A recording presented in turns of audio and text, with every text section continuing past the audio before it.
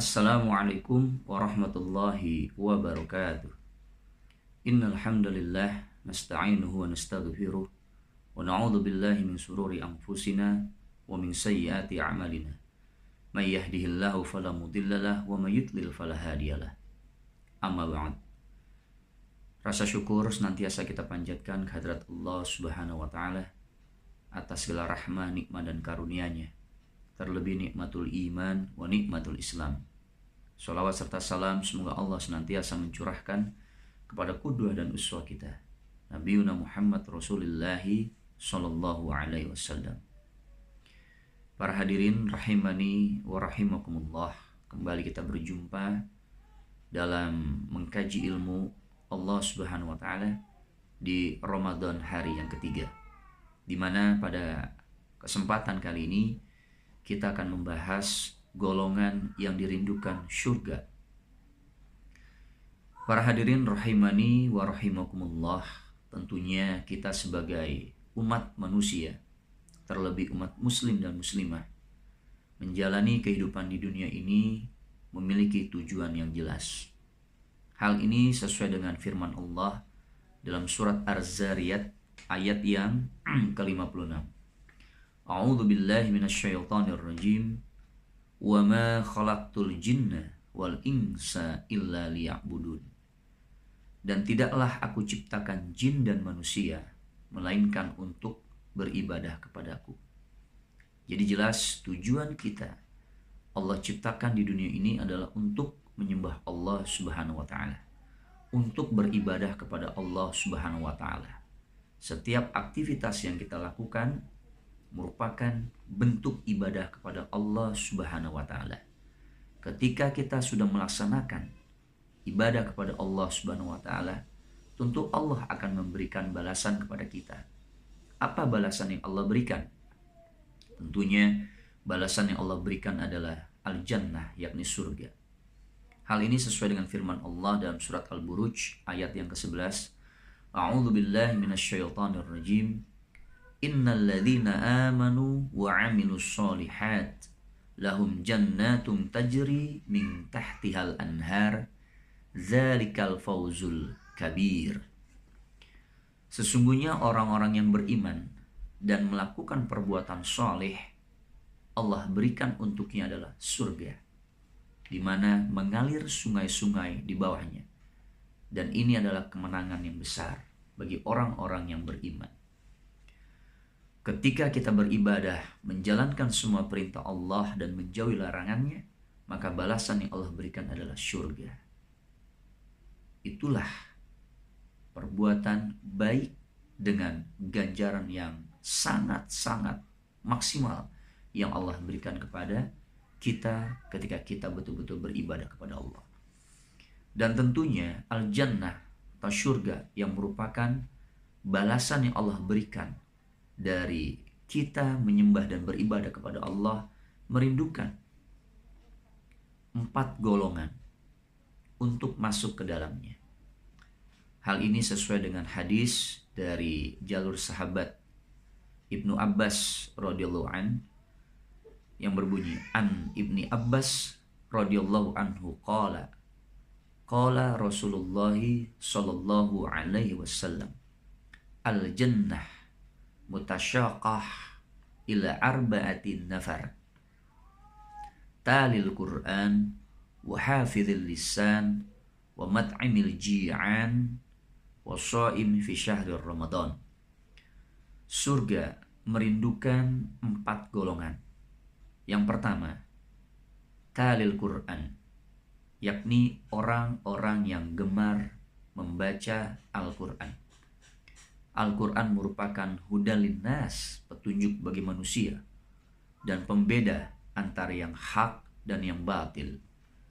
Dalam surat Al-Isra ayat 82, Allah menjelaskan, A'udzu billahi minasyaitonir rajim, wa nunazzilu minal Qur'an ma huwa syifaa'un wa rahmatul lil mu'minin wa la yazidudz dzalimina illa khasara.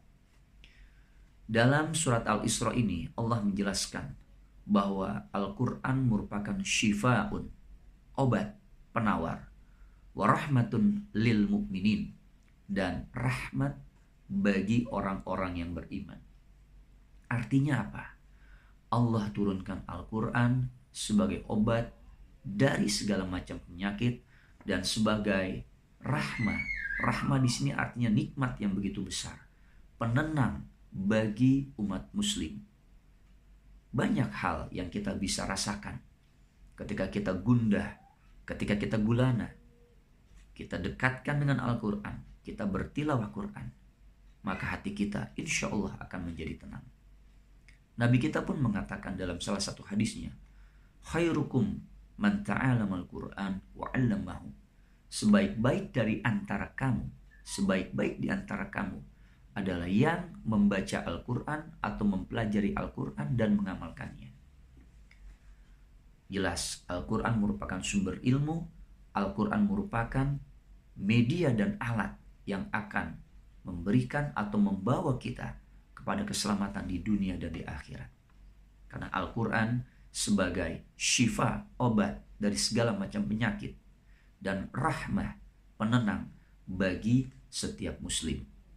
Dan tidaklah Al-Quran memberikan kepada orang yang zalim kecuali kerugian kepada mereka. Ini yang pertama. Yang kedua adalah menjaga lisan. Ketika kita bermuamalah dengan tetangga kita, ketika kita bermuamalah kepada tamu kita, hendaklah kita menjaga lisan. Jangan sampai kita berkata-kata yang menyakitkan hati dari tetangga, teman, dan kolega kita. Hal ini sesuai dengan hadis yang disampaikan oleh Nabi kita Muhammad Rasulullah SAW dari jalur sahabat Abu Hurairah. An Abi Hurairah radhiyallahu ta'ala anhu qala anna Rasulullah sallallahu alaihi wasallam qala man kana yu'minu billahi wal yawmil akhir falyakul khairan aw liyaskut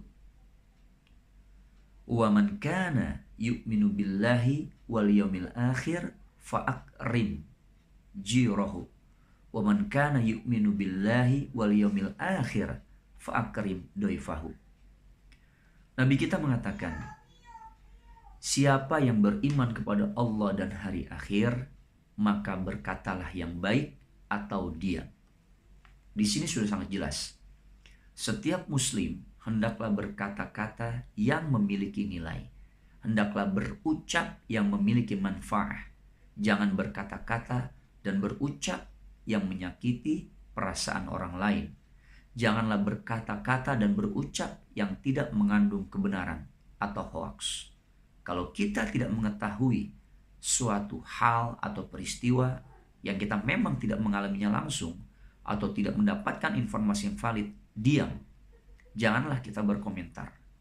Inilah ciri pribadi muslim, ciri kita bermuamalah, terutama mengenai lisan yang diajarkan oleh Nabi kita.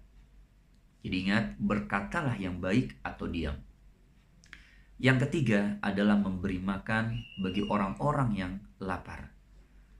Hal ini sesuai juga dengan hadis Nabi Muhammad SAW yang diriwayatkan oleh Imam At-Tirmizi, yang artinya, siapa yang memberi makan orang-orang yang lapar, memberi makan orang-orang mukmin yang lapar, maka Allah akan memberikan makanan kepada dirinya berupa buah-buahan di surga. Dan siapa yang memberi minum kepada mukmin yang kehausan, maka Allah akan memberikan minuman dari air yang ada di surga. Dan siapa yang memberikan pakaian kepada orang mukmin yang membutuhkan pakaian, maka Allah akan memberikan pakaian yang terbuat dari emas nanti di akhirat. Artinya apa? Gemarlah kita memberikan bantuan kepada saudara-saudara mukmin kita. Terlebih sekarang kita berada di bulan suci Ramadan, bulan yang penuh dengan kemurahan pahala dari Allah Subhanahu wa taala. Gemarlah kita untuk memberikan bantuan. Kemarin sudah disampaikan, ketika kita beramal soleh, maka Allah akan lipat gandakan setiap amal soleh yang kita lakukan. Janganlah kita berhitung-hitung ketika kita memberikan makan, memberikan bantuan kepada saudara mukmin kita. Niscaya ketika kita ikhlas memberikan bantuan, pahala yang besar akan Allah berikan kepada kita. Ini golongan yang ketiga. Golongan yang terakhir adalah wasoim fi syahri Ramadan. Orang yang berpuasa di bulan Ramadan. Lagi-lagi, Ramadan bulan yang penuh dengan keberkahan, dan umat yang beriman yang menjalankan ibadah di dalamnya menjadi salah satu bagian golongan yang dirindukan oleh surga. Oleh karena itu, marilah kita menjalankan puasa ini dengan benar-benar penuh keimanan dan pengharapan akan pahala dari Allah Subhanahu wa taala. Sesuai dengan hadis Nabi kita, man shoma ramadhana imanan wahtisaban ghufira lahu ma taqaddama min dzambi. Siapa yang berpuasa dengan benar-benar penuh dengan keimanan kepada Allah Subhanahu wa taala dan pengharapan akan pahala dari Allah, maka Allah akan ampuni dosa-dosanya yang telah lalu. Oleh karena itu, janganlah kita sia-siakan puasa kita hanya sekedar menahan lapar dan haus. Niatkanlah, jalankanlah puasa kita betul-betul karena Allah Subhanahu wa taala. Karena ibadah shaum tidak ada yang mengetahui kecuali Allah Subhanahu wa taala. Inilah yang bisa kita kaji di kesempatan hari ini terkait golongan-golongan orang yang dirindukan oleh surga. Yang pertama, orang yang gemar membaca dan mempelajari Al-Quran.